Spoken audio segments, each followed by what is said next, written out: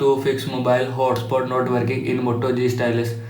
First of all, restart device, swipe down, open quick setting panel, click on power off icon and click on restart. After click on restart, restart your device. Now go back. After that, turn on hotspot, open setting, scroll down, click on network at internet, click on hotspot and tethering and turn on this button. After turning on this button, turn on hotspot from your phone.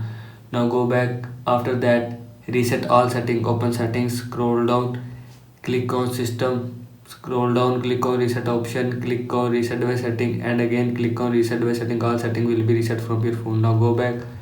After that, software update, open setting, scroll down, click on system update, click on check for update and click on update. After click on update, your phone software will be updated from your phone.